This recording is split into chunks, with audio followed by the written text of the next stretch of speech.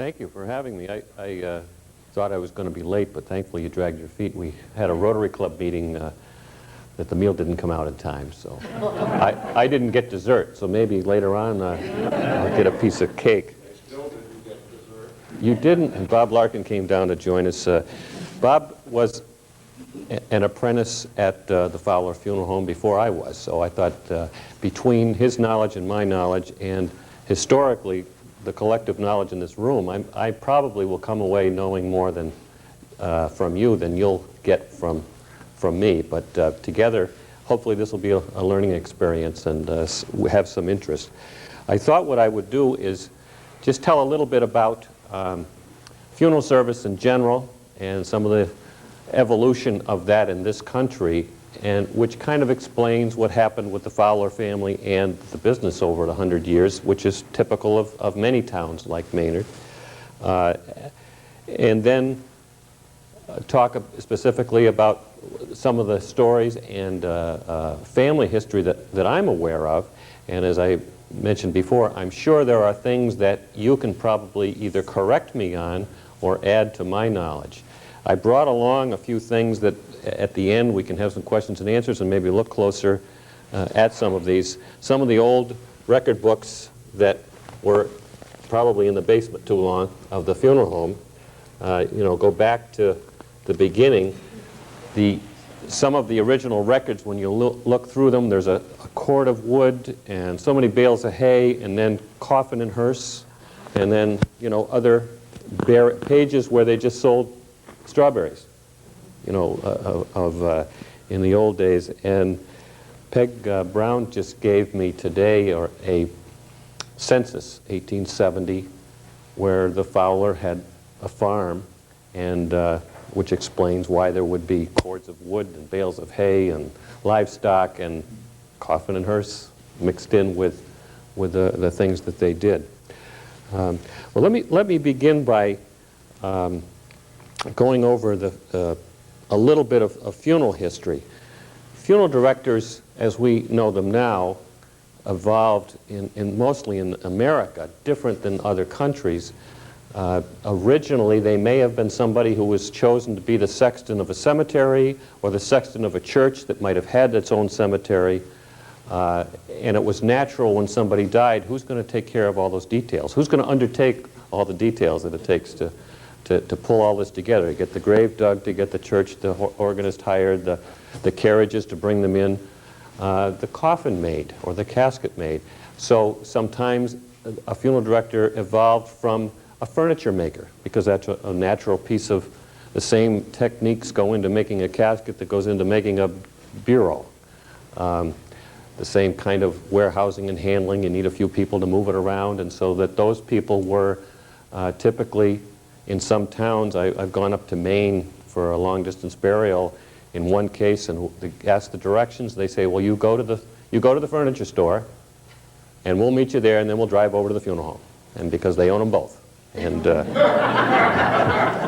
so that was a typical thing, or it might have been a livery person, somebody who had carriages. And so when it came time for a funeral, you need people to get the transportation, and they had the horses and the wagons and then a hearse, and they would evolve into a funeral director from that. Then what happened to make the American way of funeral directing, and there's a history of American funeral directing here, and of course as a funeral director you have to take classes in this, and we remember a few things, right, Bob, but not everything. They did embalming in this country different. Now you've heard of the Egyptian embalming, which was like an exterior embalming, where the body was preserved partly because of the climate in that country was very dry, and the salts and so forth preserved the body, and they would remove the organs and so forth and preserve them in a different way. Arterial embalming was started pretty much around the time of the Civil War. There was a Dr. Holmes who, I guess historians say it's questionable whether he was really an MD or not, but he had training in that direction. And he would take officers of the Union forces who were killed, and they wanted to be shipped home and they had more money and means and so forth, so that he would do an arterial embalming so that the body would be preserved, it could be shipped home for burial back home. And that started kind of a trend. People said, yeah, I want that for my loved one, instead of having to either pack the body in ice or bury them real quickly, which was another technique.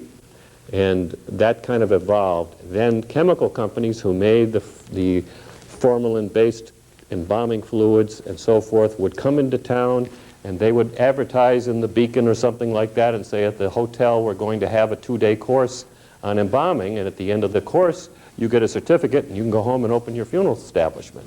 And so that was done.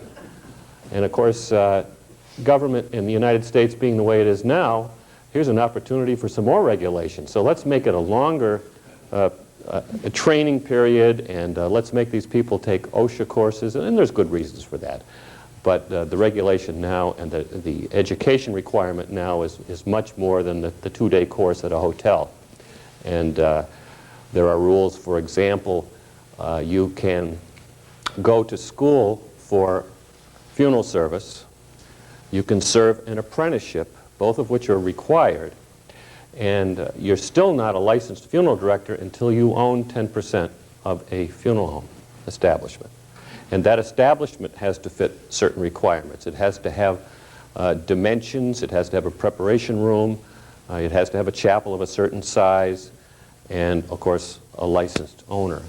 And so that those requirements, a person can go through all the education requirements and never be a licensed funeral director, and even though there are people that I work with that have the same education I do, but they don't own a business, so that they can't legally run a funeral until they're either hired by a funeral establishment or own part of one, or start one on their own if they own it and have an establishment license. And as I mentioned, there is more and more regulations, some of which are good. I mean, I complain about somebody telling me what to do sometimes with government regulations, but like if you think back a couple of years, what happened in Georgia where that crematory had all those remains, well, that couldn't happen in Massachusetts, because in Massachusetts, if a body wants to be cremated, we can't do it. Some of the states you can. I could have in the garage, I could have a crematory if I lived in Florida, and I think in New Hampshire, but I can't in Massachusetts.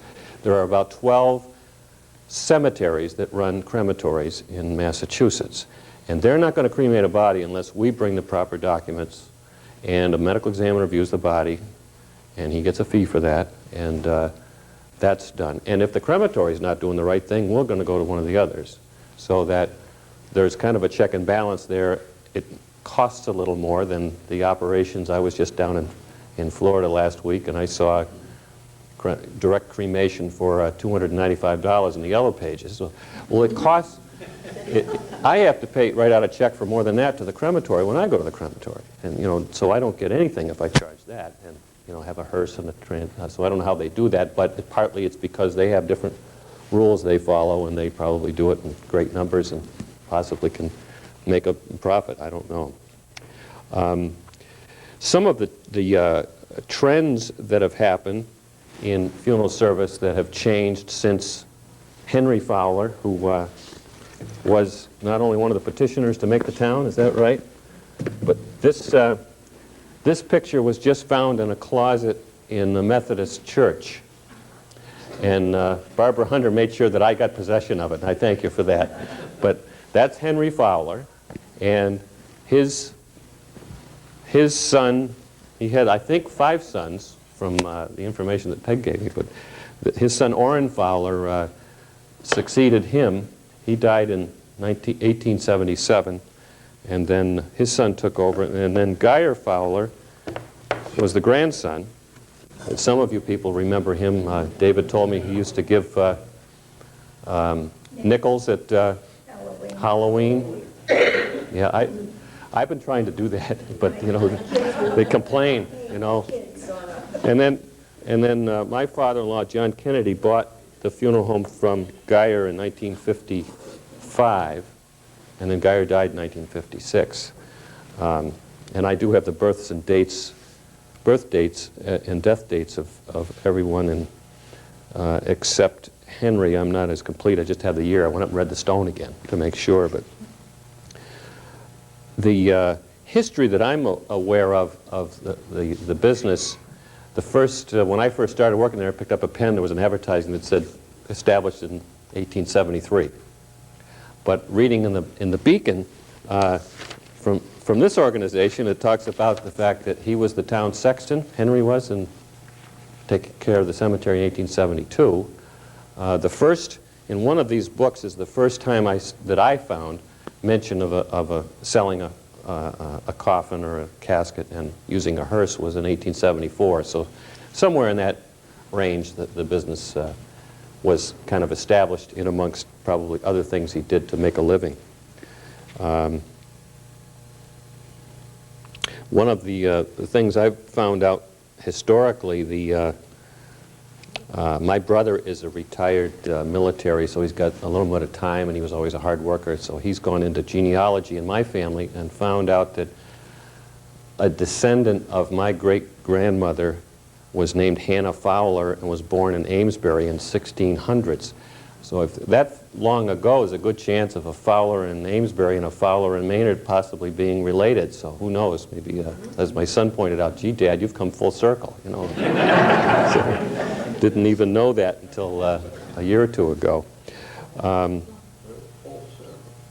Some of the history that I know, and here's where I can be corrected, and the Fowler Farm, I believe, was, if you went up Acton Street and turned left on Elm Court, I think that was the entrance to the Fowler Farm, and you look at all those streets behind there, there's Geyer Road and Loring Avenue, and those are all Fowler first names. And the business, Ralph Sheridan used to tell me some stories and some information he knew about that. One of the things that I think I understood, you know, just coffee shop talk, is that before the funeral home, well, I know this is a fact because I found the purchase and sale agreement for the funeral home. It was purchased in 1941 at 42 Concord Street by Geyer Fowler and Walter Denniston. And so they were partners in the 50s. Walter one day went off to a baseball game at Fenway Park and never returned. So it remained, who knows what I mean, his son-in-law was licensed. Walter's was McKenna, Leonard McKenna. It could have been the McKenna Funeral Home if that hadn't happened instead of what it is now, but you know, things have changed that way.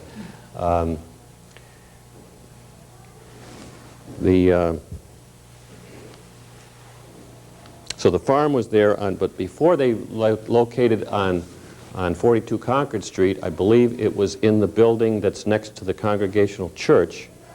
I don't know what's in there now. It used to be a credit union, and then the Fowler block, where Manning's used to be, I assume was built by Fowler as a real estate investment. And Ralph Sheridan told me that before that there was a place called Dead Corner, which was this location, that on the corner of Nason Street and Acton Street, that Fowler used to operate out of that location before he was down on Main Street. And that might have been, you know, Orrin Fowler or way back. But that's just something that Ralph told me, but I'm not sure if that's true or not. And as I say, maybe later on we can exchange some thoughts and ideas on that. One of the things that evolved over the years in funeral service that I brought a few things to remind or have a visual display is the old days before you had funeral homes, and why they bought that 42 Concord Street was before that funerals were either in the homes or in churches or you know, went right to the cemetery.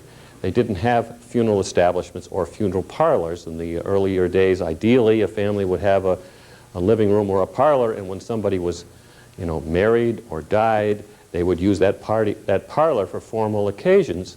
And in those days, somebody died. My mother told me about the farm she grew up on. when somebody died, somebody in the family usually kind of started to prepare the body, washed the body. The undertaker came and carried in a whole bunch of things like this black box here. And in this black box, several black boxes came. But there was a portable embalming kit. There were instruments in here. There was places to bring in the fluids and take out the waste fluids. And somebody gave me this. They found it stored in somebody's home, and there's probably portions of it around the funeral home. We also have, and still have, all kinds of cases in the basement where you would bring in these suitcases and open them up, and in one of them there was a huge rack that would probably be a 12-foot wide. You could open it up and then hang a drape from it so that you could put the casket up in front of that and turn a home with windows and everything else into a more presentable place for a funeral to put a body in a casket. And then they'd carry some device in like this before they brought the casket in. And it looks like it's a suitcase, but this is the casket beer. This is the Weber Illuminated Truck Beer. Copyright 1930, or patented 1930. And the casket would sit on that, and it would be a little bit prettier. I dusted this off pretty much, but it's been in the basement probably for about 50 years. It's been down there and taken out every once in a while. And now we still have these types of things, but not as old as this. So I found this for tonight and thought we'd bring that to just show how you would bring it in. You'd have chairs, folded chairs and bags, and you'd walk in. And so in those days, and if you were in the cities, it might be on the third story of a three-decker. And funeral directors had a prevalent to have hernias by the end of their career at some point. My father-in-law had one. I remember that's why he put a bathroom on the first floor, right? Because he couldn't climb the stairs after one of those operations. But so that changed so that when Geyer and Walter bought that house on 42 Concord Street, they were probably still doing a lot of this, but there was a trend in the country to say, let's have the funerals a little bit easier. Instead of having the wakes at home where people could come at any time, and the family was kind of on duty all that time, they'd have it at a parlor where they could have definite hours and then go home and kick their shoes off and relax a while before they came back for the funeral or another set of visiting hours. And so that trend changed the industry a little bit. Geyer himself is known, stories that I've heard from people, including tonight, about giving out nickels. But I've talked to people who said he taught me how to play tennis. Ted Boubier told me that he liked to do that. He was a scout master, one of Fred's predecessors there, right? He was a scout master, and I've been over to Camp Resolute and with my kids and seen that there used to be an area, the Fowler area. I don't know what it was, but it was back in a place to camp for Boy Scouts that was probably named after him. I hear tell that he used to help people through college, kind of quietly, not a formal prof, but somebody who needed some money. He had it, and he would help them through college in kind of a quiet manner.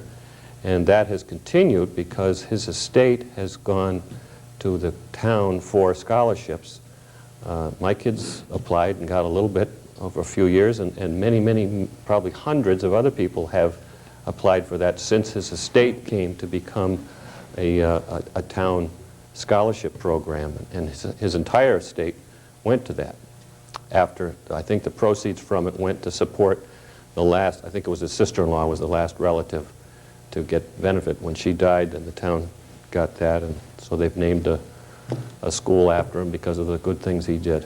And I mean, he had the means to do it, but he had the one good thing about what you do as a funeral director is you get paid to be nice to people. You take them in their worst time, and you help them through it, and and you hopefully get paid for it, and that's part of the job, part of the good things about the job that some people in other jobs may not have that kind of job satisfaction of helping people and getting a thank you when you're all done, and that's one good thing, but that carried beyond just the business aspect of Geyer Fowler, and that's why it probably is appropriate that people still recognize that name because he did quite a lot of good in the community.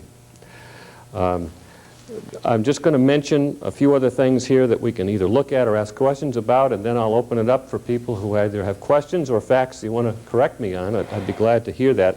I brought along a few old bills that, this is from August 13th, 1889, to O.S. Fowler. That's Orrin Fowler. I don't understand the accounting terms that they used then, but you know, the total bill was $81.60. It hasn't changed a bit since then. And you know, here's another aspect. Fowler Funeral Service, private ambulance. In the old days, that's one regulation that they probably don't let us do anymore. In Maine, I think you could still have, we used to have combination vehicles way back, where you'd have a vehicle that you'd use for an ambulance one day and a hearse the next.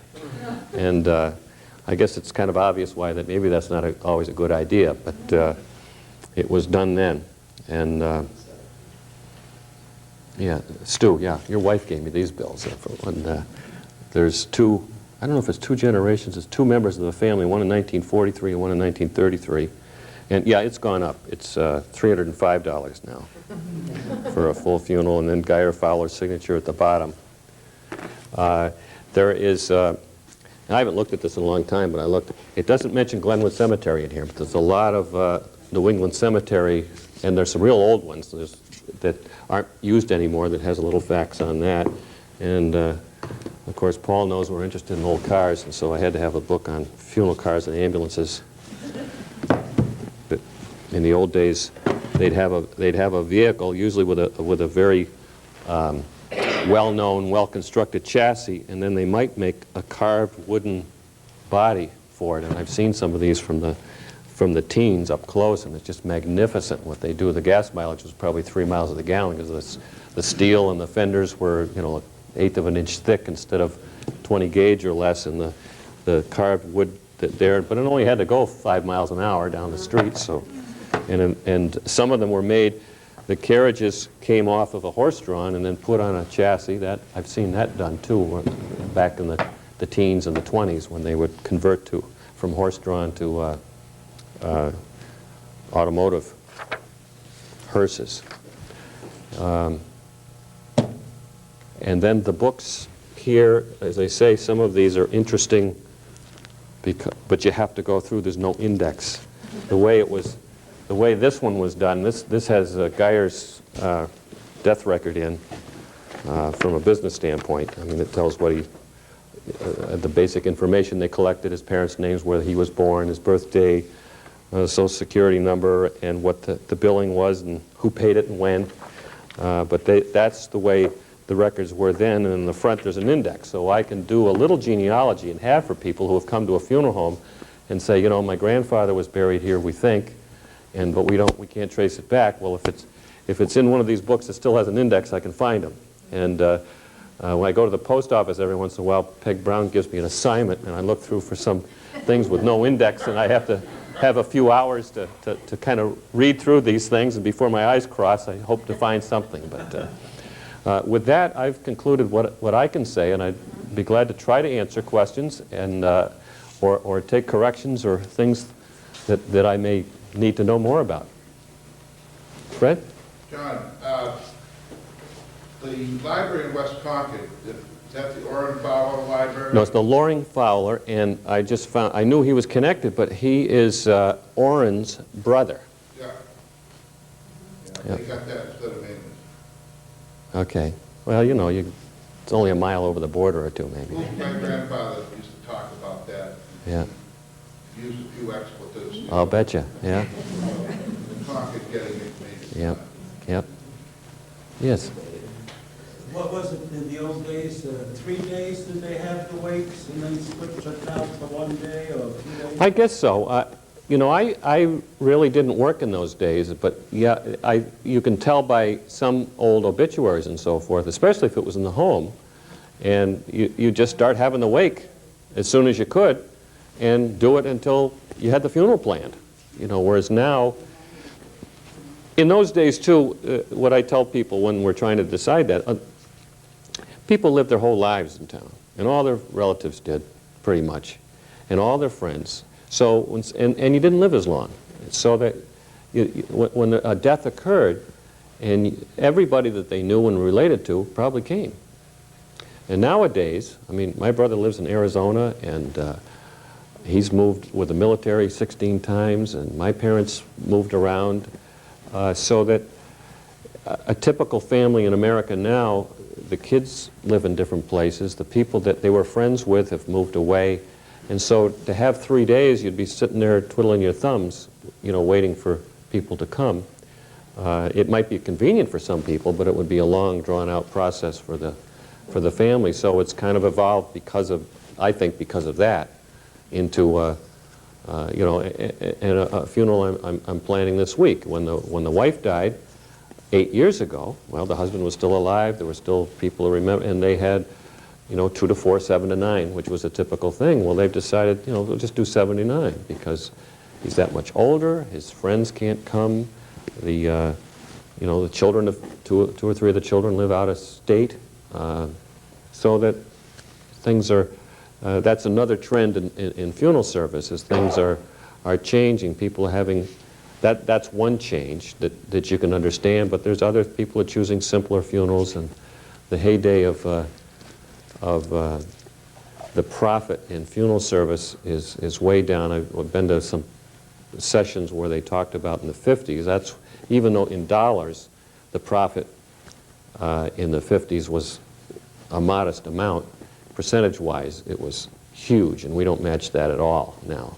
And with the regulations and the people who choose simpler services, you know, and they're fine and they're appropriate, but the revenue in funeral service isn't what it used to be. You know, to look at, to drive into town and look at a big magnificent old home and say, oh, that'd be a perfect funeral home.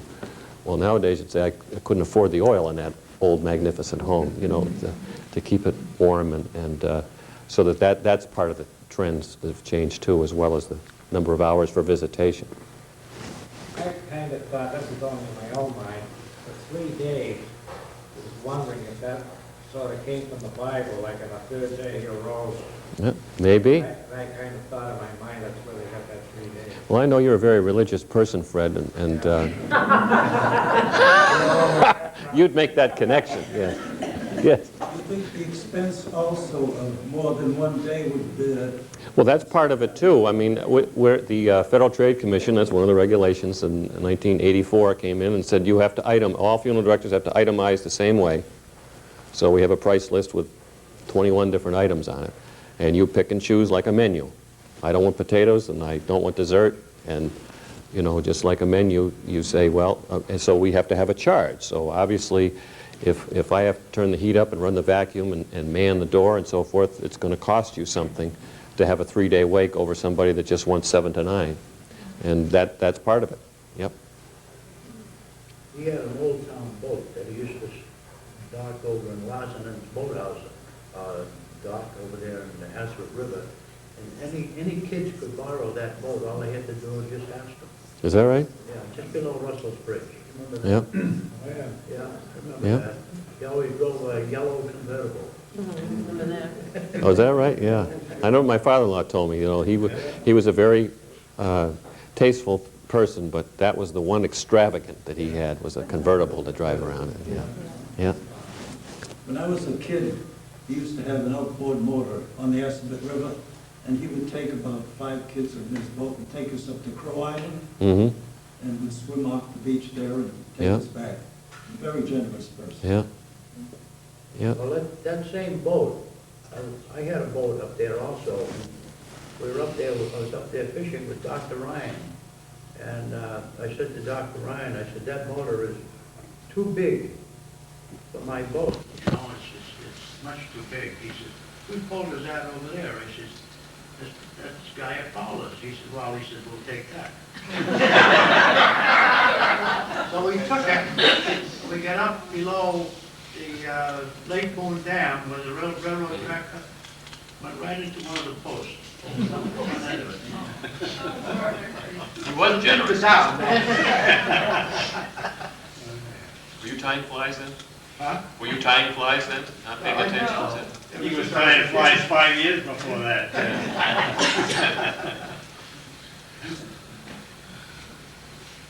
Yes.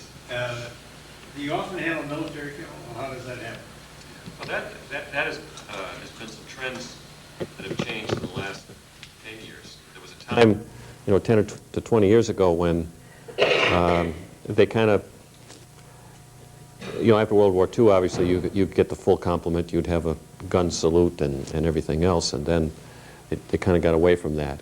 And it was difficult sometimes to be assured that the military was going to be able to come.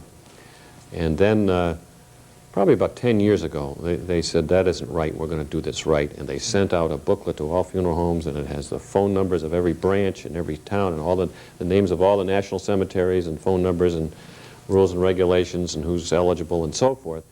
And they would send out pretty much whatever you wanted. And of course, then with what impressed me was even with the cutback in the military budget, they would still do that. And if you had an Army veteran die in the last, what was the nearest Army base around here? Was it? Yeah, all right, they closed Devens. They come from Watertown, New York, Camp Drum, and they still do. So you call them up, and they get in a van, and they come out.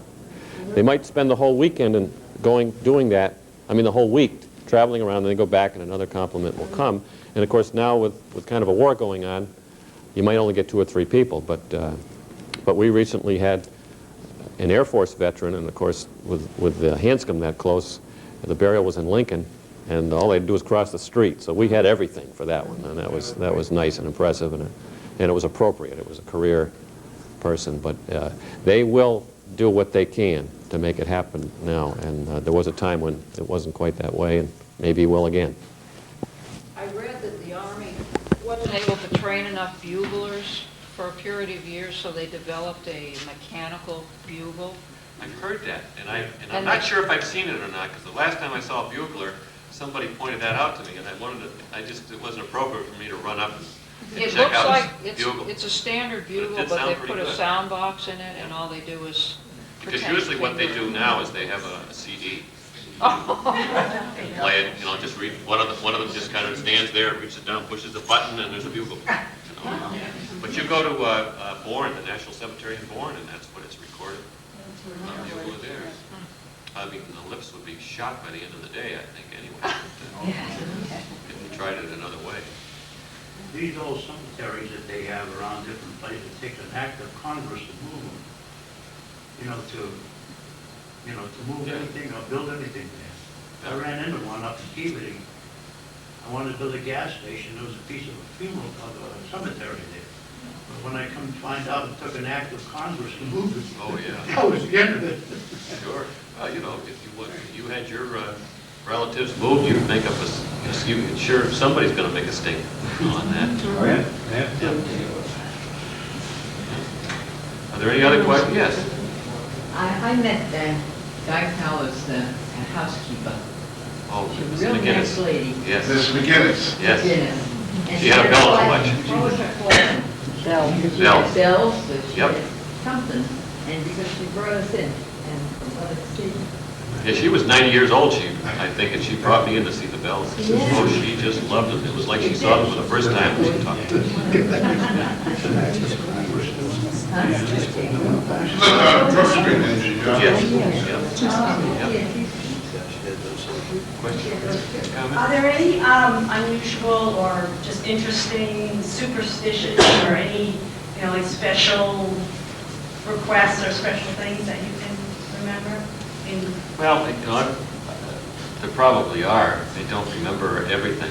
One of the things that, there are two, what would you call them, legends that don't happen. Everybody thinks, oh, you've heard the story about somebody going into a funeral home all alone and the body sat up. Well, I've heard that 150 times. I've heard it once, and I've never heard a funeral director ever see that happen. So that doesn't happen. And another one, when I was a kid, of course, this was but I grew up in New York State and started college in Indiana, in Massachusetts, and I heard this same story. Somebody died in a Corvette, and you could buy it for $45 because it smells so bad. That's another legend that probably never existed. There's probably others. I talk to families doing what I do just naturally.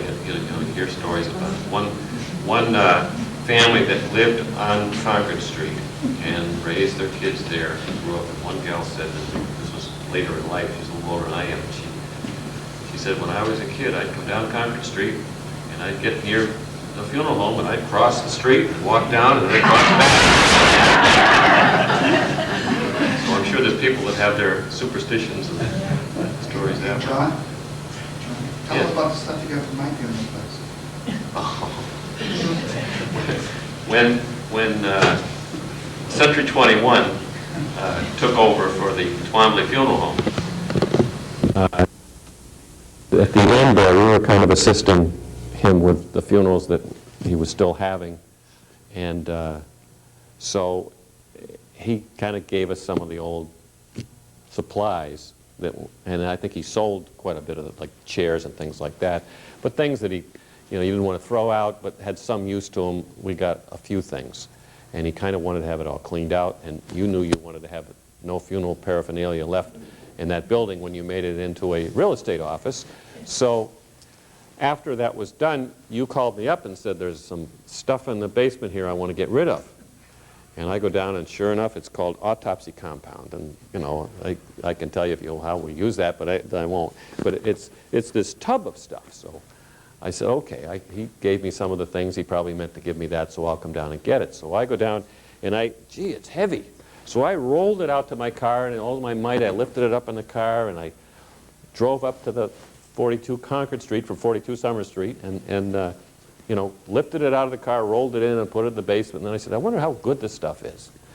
And I opened up the lid. It's gravel. He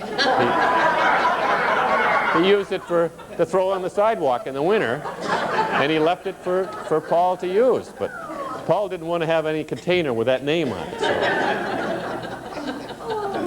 So if you need any gravel, I've still got it.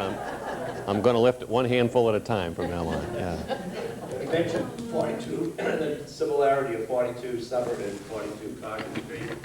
There were many a night that were on the door, and the gentleman next to me can attest to this, that they were going to calling hours for Mrs. Smith, we'll say, that's his name. They would show up at 42 Concord Street, and they would go up and pay their condolences, and come back out the door and say, that wasn't Mrs. Smith. Oh, that was a constant. I don't want to put down any government closely related agency, but we used to get the mail mixed up a little bit too. And I still, after it became Century 21, it was still mail that came. Well, I got some of your mail too, some of your bank statements, so that I can. 42 Summer Street Funeral Home. Yep, throw that in the Fowler's mail. They used to have military funerals with Civil War veterans like they do today. I don't know. Probably Yeah. Would you know anything? They did in the Charles, what's the name? The Lodge. Charles A. Wells. Yeah. They would go down and actually do a service, do a lodge service at the cemetery. And every Memorial Day, they would go down and renew Just them. about every lodge in Maynard has a plot at Twin. Yeah. We still do. Yeah. Two people in there. 12 grave lot, two people. Yeah. Well, there's a lot of, in the old days, that's one change that's happened too, I think partly because people do move around. And in the old days, it was typical to have, you had a farm, have a bunch of kids, the more hands, the merrier. So that a typical family lot would have 10 or 12 people, and they might use it. But people did that, and then they move away, and we have lots of lots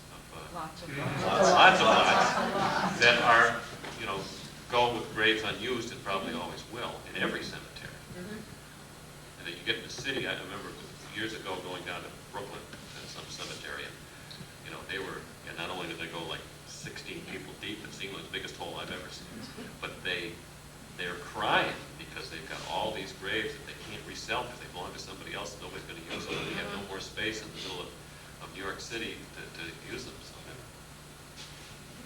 John, Bob Nelson used to be at the Aspen Maine. He bought a place in Elliott, Maine, and there's an old family cemetery right under his driveway, right on the, and under Maine law, you have to maintain it. They have to covenant. Because any one of these family plots, because a lot of people were buried right in their farm, whatever. In Vassalboro, Maine, where my great-great-grandparents are buried, I think there's 23 cemeteries in town, and maybe 5 of them are town cemeteries. The rest are all like cow pasture. You see a little wrought iron fence out there, and they still use them. Some of the families. There's one in Sudbury. If you go down to Pantry Road, and it's the North Cemetery in Sudbury.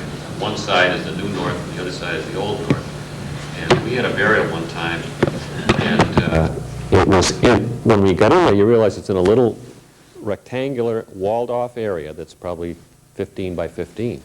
Well, it's not really the town cemetery, but the town maintains it as if it was theirs. It's one of those. It's a family lot, and it's the Barton. Ralph Barton was buried there. He was 90-some years old. But one funny story about that was that day, the family wanted to actually throw dirt on the grave. Now, that's a tradition in some religions, and it's sometimes people like to do that anyway. Well, this family wanted to do it. Well, we're required to have, in most cemeteries, all cemeteries around here, and many cemeteries, you're required to put the casket in a concrete enclosure that keeps the grave from settling. You have these old colonial cemeteries where it's caved in. Well, if they put a concrete enclosure around the casket, it'll prevent that. They can tamp it and make sure it's packed in, it's buried, it stays there, no caving in. When they have the next burial, they can probe and say, okay, there's a burial here, we'll dig this, we won't disturb that. So they require these concrete enclosures or vaults in the ground. Well, when somebody wants to throw dirt on it, you've got to put the top on the vault. So what we had to do with everybody standing around, and it was in this little walled-off thing, you couldn't get the truck in that they usually do, put a boom, lift it, take everything away, put the top on. So we had to use chain falls and roll it in, and everybody's watching these workmen do that. And then they started shoveling and shoveling, and everybody wanted to have a shovelful or 3. And finally we had to stop because they were going to go above the, everybody wanted to do it. It was quite an experience. The vault guy wanted to get home, and he's blocked in with all these people still in their cars having a good old time. Did you ever have a service at a wake where the family was split up or something? They were feuding, they would speak to each other? Unfortunately, with the trend and divorces and so forth. But there's also people who bicker over, who got the house and, who got the diamond ring and, that time. So I've had times when one faction is over here and the other one is over there, and families have to, people come pay their respects, have to talk to one. I've had divorce situations where I had to put 2 register books out so that each of them could take, so that people could take, their own copy home with them. And that's only happened once or twice. But I'm afraid there's going to be more of that as, families get split up, and people are getting so used to it, though. They usually are more friendly situations than there used to be. But if a death happens in the middle of one of those times when they're not speaking to each other, I worry about that. Yeah. John, isn't there a law against burial on your own property, or? I think you have to have a Massachusetts, there's permit. Yeah, there was one in Stowe, but that was with special dispensation. That was probably, was that in your day? It was before me. They had to move her. They had to move her after a while. yeah, next number of years, and then it had to go away. Right, go to the cemetery. Yeah, and that's there's good reasons for that. Just like there's going to be a gas station next month. Can't Do that if we have a cemetery there, right?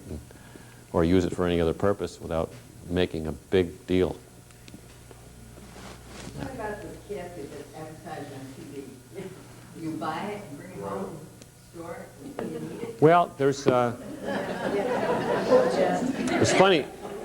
There was, years ago, there was, and I saw it in more than one, we have to relate to a lot of church denominations and clergy and so forth, and you get your newsletter from the church you go to, and then you see another one that has the same thing. Somebody I swear it was a seminary thing. They said, you know, you don't need to have a fancy casket. We'll sell you this pine box, and you can use it for a bookcase or a coffee table until you need it, you know. And the price they were selling at that time was more than the casket we were selling that had everything. The ones that you see advertised now in the Globe and sometimes on television and so forth, the Casket Royale and those kind of companies, funeral directors, you know, to be honest with you, we make our living like a furniture store does. You mark up your merchandise. They have to mark up their merchandise too, or they don't get paid. So there is a possibility that we also charge for our services. We could charge less than they do if we wanted to, or charge more than they do. So in some cases, you can get a better price, but the thing that they give you like one type or one line of caskets, and the last one that I had delivered, the kid delivering it dropped it. The thing wouldn't latch, and you know, I just you get what you pay for sometimes. And but as I say, you can, if you're looking for the simplest, you could probably shop around and get something better. But I say, that's right. Yeah, you can do that. Yeah, but you certainly could. I had one family made their own. In New Hampshire, they had a store right around the corner on the main street where they sold caskets. Yeah. That's all. It's not there anymore. Yeah, and there was one in Framingham for a while too, and it just didn't last. Most people in a situation like that, you already have to go buy your cemetery lot. You have to go buy your flowers. You have to go buy your monument, and then all your funeral-related things. Do you want to make another stop too? And most people say, you know, if you could do everything, I'd be happier to do that. But in Massachusetts, we can't sell monuments. We can't run cemeteries. We can't run crematories.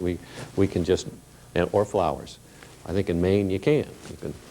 I was talking to a colleague that was looking into buying a Maine funeral home. He said, you know, it's a small funeral home in a small town. I like people and be known as a small town. A flower shop comes with it, you know, and we can't do that in Massachusetts by law. John, just talking about the caskets, I thought it was kind of funny because I just recently got a book from a coupon bookstore, you know, where I can get a discount for being an ex-teacher, that kind of thing. Yeah. And I'm reading through everything that's available, and Casket Royale was listed in there. It's getting a discount for it because, and that's Real? Oh, the MTA member gets a. member, I could get a Is discount. that right? The first one that I used was from a teacher, for his mother. Yes, that's now it all comes back. Yeah, I understand. You could also get from a discount from some place where they sold gravestones too. Yeah. Which I thought was kind of funny. Hmm. Mixed in with all the things to go to eat, different stores and everything. Yep. Well, you know, it's one of those things that doing what we're doing now probably wouldn't have been done years ago. There was so many secrets and things, but everybody's going to come to this. You know, whether it's for yourself or another. You know, we're all going this way, and it's good to talk about it and think about it and plan ahead, and get your discounts if you want. Or, you know, whatever. Ron, when somebody's going to be cremated, do you have like a rent-a-casket or something? We do. It wasn't legal. There's a law in this state that you cannot reuse a casket. So the implication was you couldn't sell it more than once or rent it. So I don't know how many years ago, within the past 6 years, they did this in other states first. But now for cremation, we can rent a casket. The caskets that are made for rental have to be a certain description. They're hardwood usually, and like one of them is oak, and another is cherry, and another there's a small selection of them, but they don't want, you know, whatever grandma died from to soil the interior so that it has to be relined each time. So when you pay for the rental, you're paying for your share of the cost of that casket, plus the insert goes off to the crematory. In other words, the casket is made to look like a regular casket, and all of that fabric that you see folds over, and when it's open, and then it folds in, you open up the end and roll out this fiberboard inner casket, put the lid on, and that goes to the crematory, and then I buy a new one and bring it in and reline it. So the cost, there is some cost of both the original unit plus the relining, and in some cases you can buy a casket and go to the crematory in it for cheaper money, so that it isn't always a savings, but you get a nicer looking casket for the calling hours if somebody wants that. Yeah. You ought to take a course in taxidermy.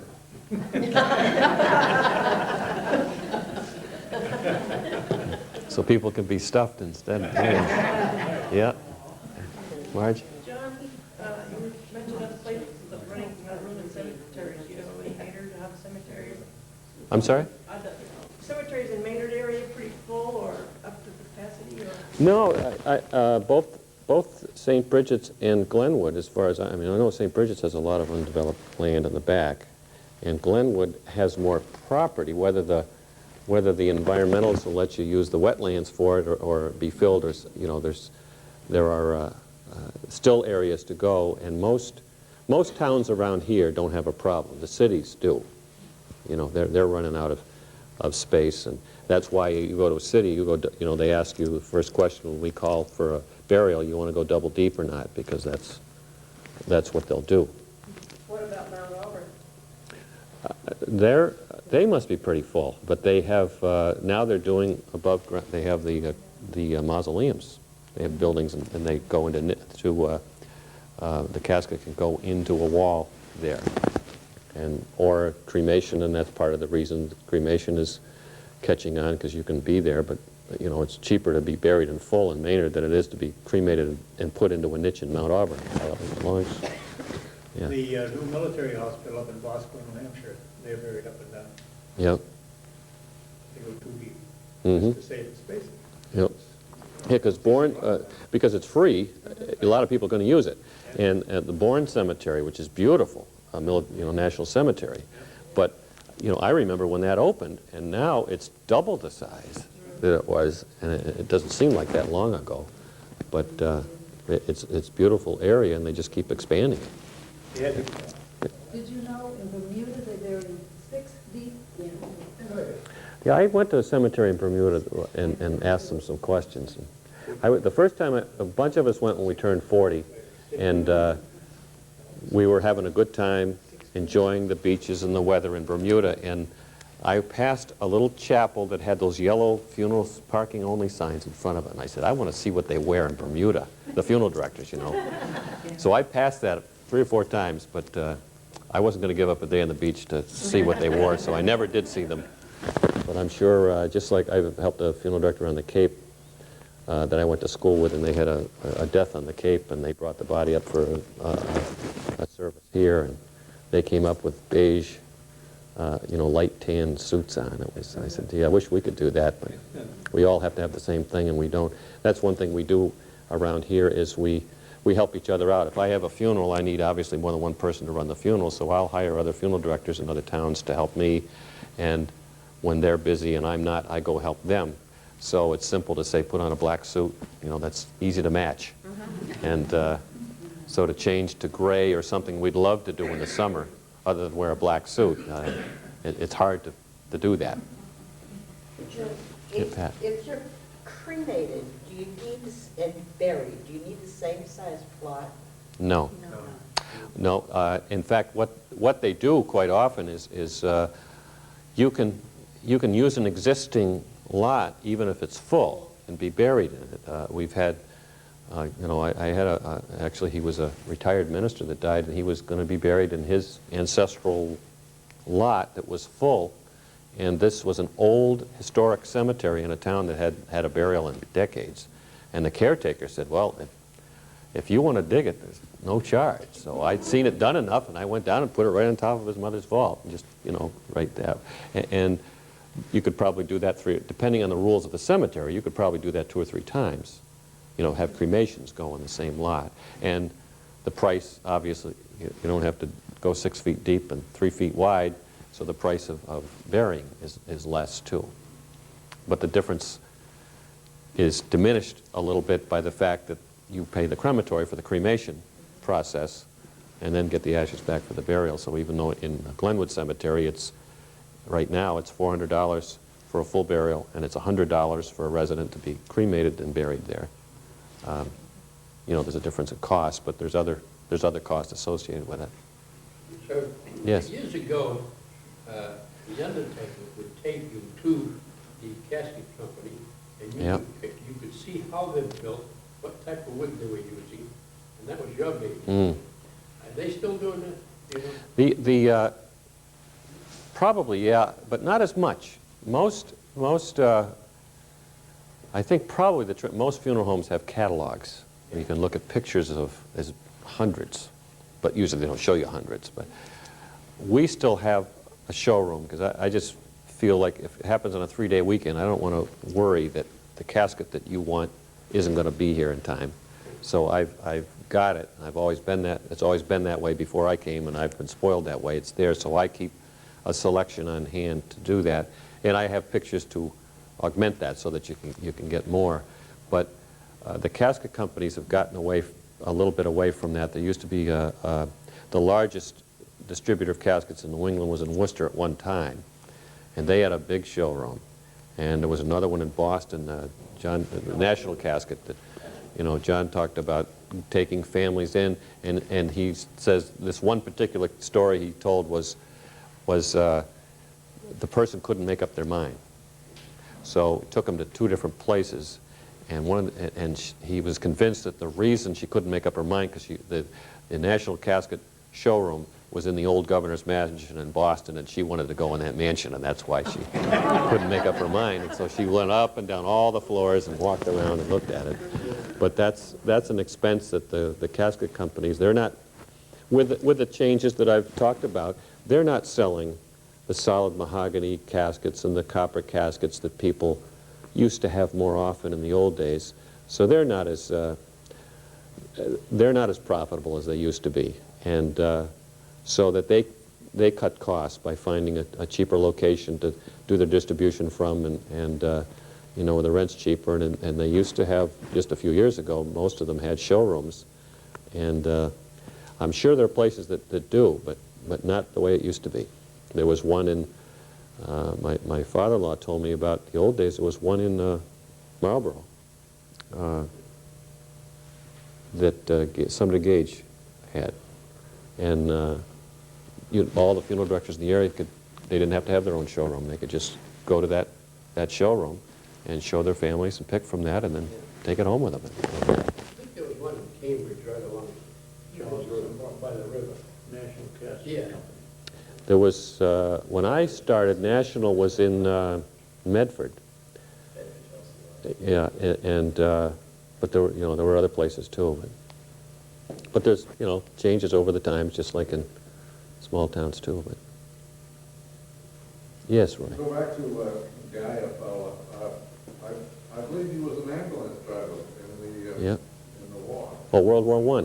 Yep, I think so too. I think I heard that. Or Paul gave me an article last meeting. It had a story. It was a copy from 1926 Maynard paper, and the story that he gave to me, Paul, was besides the point. But on the same page, the Maynard players were doing a production at Parker Street Hall, and Guy Fowler was the lead in the show. Is that right? So he was an amateur actor as well. We had to talk about it in the newspaper, just a funny story that maybe we can just... And if you want, there was a minister that used to be at the Methodist Church, and he cut this out of the paper. He was at Lynn at one time. And one day in the paper, it was obviously a misprint, he was officiating at 2 different funerals at the same time, but according to the paper. And I think if anybody could have done it, he could have done Leighton at that time that you took his wife to the hospital, and he showed up panting for a funeral. He made sure he was there. Yeah. What we might do, unless there's another format you want to follow, I thought maybe we could break if you want to look at some of this or ask questions one-on-one instead of maybe stretch your legs a little bit. Is that all right? Thank you. Okay. Thank you.